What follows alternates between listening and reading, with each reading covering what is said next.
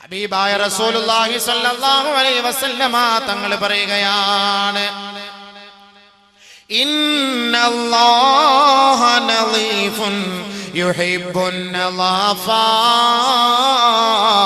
ഫനളിഫു അഫ്നിയതകും.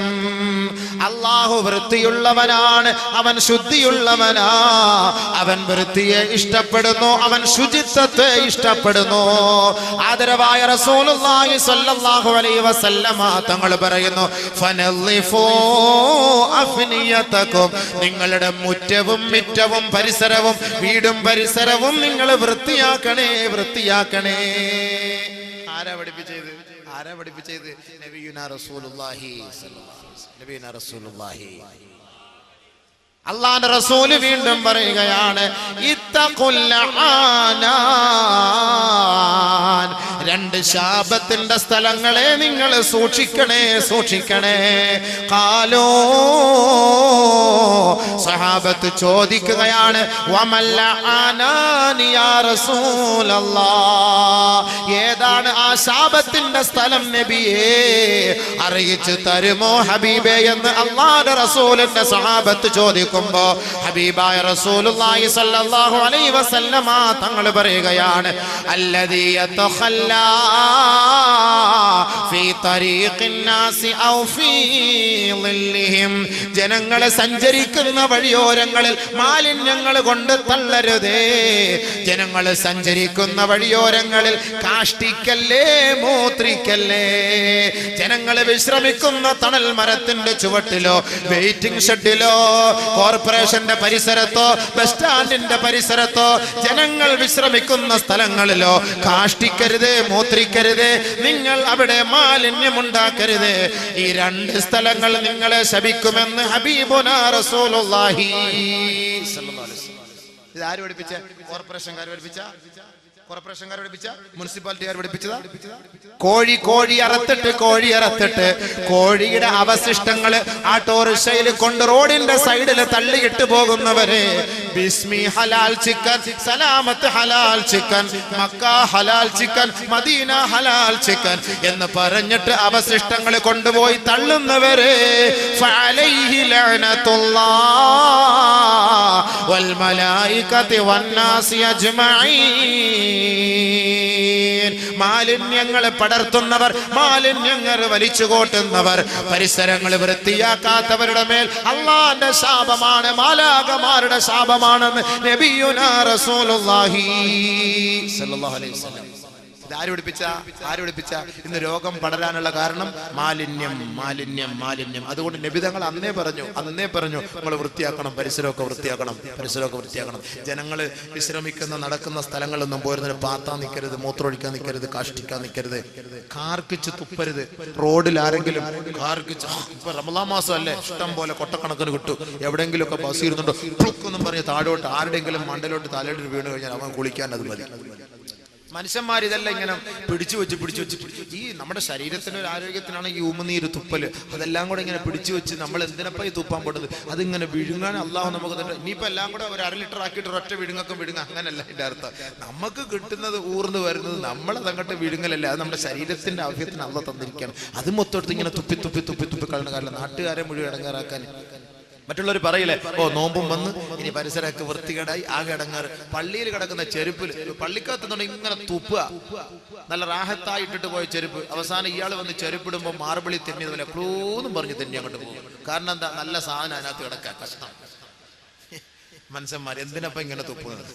നബി സല്ലല്ലാഹു അലൈഹി വസല്ലം പറഞ്ഞെന്താ? ആരെങ്കിലും തുപ്പിയാലോ മൂക്ക് ചീറ്റിയാലോ അത് മണ്ണിട്ട് മൂടി സൈഡിൽ മാറ്റണം. അതിലൂടെ ആളുകൾ നടന്നു പോയാൽ അതിലൂടെ ആ ആളുകൾക്ക് അവനടായത് ചെയ്തു വെച്ച്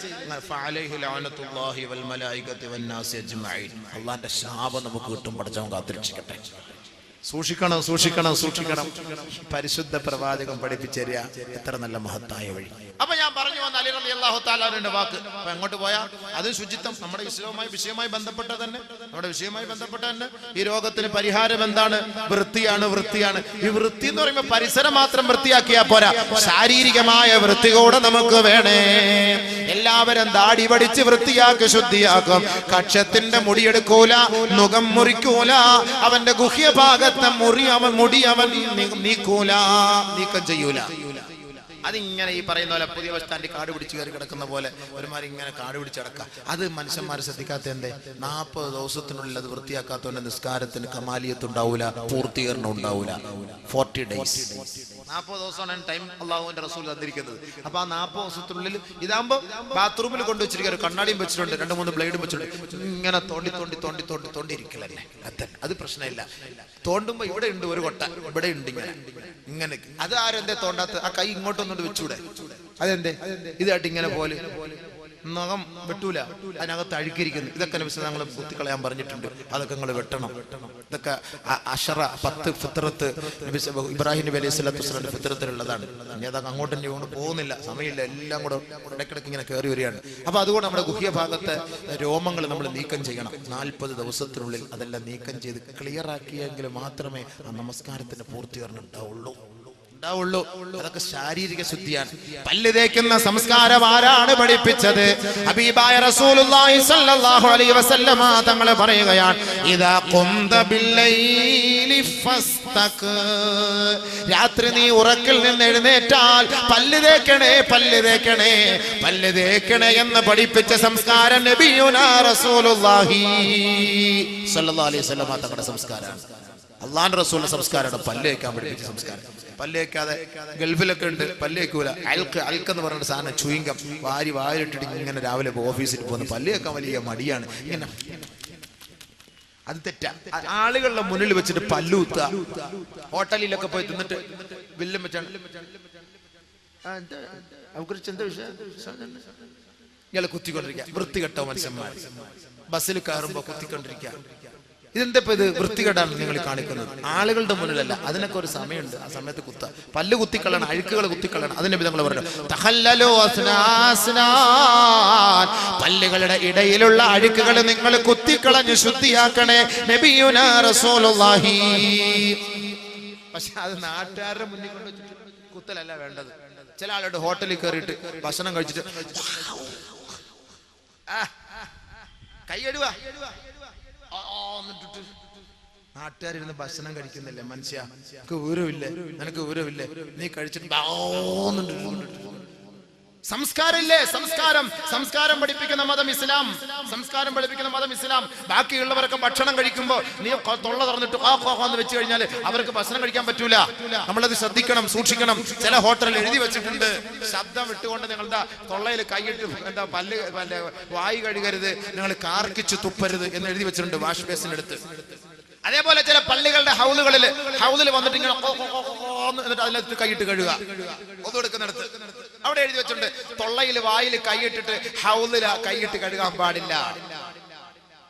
ബഹുമാനമുള്ള സഹോദരൻ, ഇതൊക്കെ നമ്മൾ ശ്രദ്ധിക്കണേ. ഇതൊക്കെ ഇസ്ലാം പഠിപ്പിച്ചിരുന്ന ശുദ്ധിയാണ്, സംസ്കാരമാണ്. ഇത് നമ്മൾ മനസ്സിലാക്കണം. പല്ല് തേക്കാൻ നബിയുനാ റസൂൽ ഞങ്ങൾ പഠിപ്പിച്ചു. ആയിഷ സിദ്ദീഖ റളിയല്ലാഹു തആല അൻഹ പറയുന്നു, അല്ലാഹുവിന്റെ റസൂൽ എപ്പോൾ രാത്രി എഴുന്നേറ്റാലും മിസ്വാക്ക് ചെയ്യുമായിരുന്നു.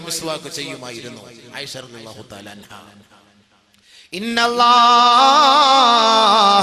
യുഹിബ്ബുൽ മുതതഹിരീൻ, ശുദ്ധിയുള്ളവരെ, വൃത്തിയുള്ളവരെ അല്ലാഹു ഇഷ്ടപ്പെടുന്നു. ഇത് പരിശുദ്ധ ഖുർആൻ പറയുമ്പോ ദിനേന 5 പ്രാവശ്യം ശാരീരികമായ ശുദ്ധി വരുത്താൻ പരിശുദ്ധ ഇസ്ലാം പഠിപ്പിക്കുന്നത് പോലെ തന്നെയാണ്. രാത്രി ശാരീരികമായി ബന്ധപ്പെട്ട് കഴിഞ്ഞാൽ നിങ്ങൾ കുളിക്കാതെ കിടക്കല്ലേ. ഹബീബായ റസൂലുള്ളാഹി സ്വല്ലല്ലാഹു അലൈഹി വസല്ലമ തങ്ങൾ പറയുന്നു, ലാ തദ്ഖുലുൽ മലായിക ബൈതൻ ഫീഹാ ജുനുബുൻ വലാ കൽബുൻ. ആദരവായ റസൂലുള്ളാഹി സ്വല്ലല്ലാഹു അലൈഹി വസല്ലമ തങ്ങൾ പറയുന്നു, ഒരു വീട്ടിൽ അല്ലാഹുവിന്റെ റഹ്മത്തിന്റെ മലക്കുകൾ പ്രവേശിക്കുകയില്ല. ആ വീട്ടിൽ വലിയ ശുദ്ധിക്കാരനും കുരയ്ക്കുന്ന കടിക്കുന്ന നായയുമുള്ള കാലത്തോളം ആ വീട്ടിൽ റഹ്മത്തിന്റെ മലക്കുകൾ പ്രവേശിക്കൂല എന്ന് ഹബീബുനാ റസൂലുള്ളാഹി. മനസ്സിലായോ? രാത്രി പരിപാടി കഴിഞ്ഞിട്ട് കുളിച്ചിട്ട് കിടക്കണം, അല്ലെങ്കിൽ ഒതുവെങ്കിലും എടുത്തിട്ട് കിടക്കണം. അതാണ്. അല്ലെങ്കിൽ ആ വീട്ടിൽ എന്തുണ്ടാവൂല? മലക്ക്, റഹ്മത്തിന്റെ മലക്ക് വരൂല. പട്ടി നായയെ വളർത്തുന്ന വീട്ടിലും ആ നായയെ കുരയ്ക്കുന്ന ആ നായുള്ള വീട്ടിലും ആരും വരൂല. മലക്കുകൾ ഇറങ്ങൂല. രക്ഷപ്പെട്ട്. മലക്കുൽ മൗത്ത് അസ്രായിൽ വരൂലല്ലോ, ഒരു പട്ടിയെ വളർത്തിയേക്കാം. മലക്കുൽ മൗത്ത് അസ്രായിൽ എന്തായാലും വരൂല. ഇങ്ങനെ ഒരു മസല കിട്ടിയത് വലിയ ഹൈറായി. അത് മോൻ കളി വേറെ, അത് ആള് കളി വേറെ, അത് വേറെ സാധനം. നീ പട്ടിയല്ല പന്നിയായിരുന്നാലും നീ ഏത് ഭാഗത്തിരുന്നാലേ എന്നെ പിടിച്ച് അപ്പോഴെ കൊണ്ടാനുള്ള കഴിവ് അത് അള്ളാഹ് വേറെ കൊടുത്തിട്ടുണ്ട്. ആ പണി അവിടെ നടക്കൂല. അതുകൊണ്ട് നമ്മളിത് ശ്രദ്ധിക്കരുത്. ഇപ്പൊ നമുക്ക് എത്ര ശുദ്ധി ഇസ്ലാം പഠിപ്പിച്ചു തരും ആലോചിച്ച് നോക്കി. അപ്പൊ മനുഷ്യൻ ആരാണ്? അശക്തനാണ്. ഒരു കൊതുവ് കടിക്കുമ്പോ, ഒരു മൂട്ട കടിക്കുമ്പോ അതിനെ നിയന്ത്രിക്കാൻ മനുഷ്യനെ കൊണ്ട് കഴിയില്ല. അപ്പൊ അവനാരാ? മിസ്കീൻ. തൂലിമുൽ ബഖാ വതഖ്തുലുഹു ശരിഖാ.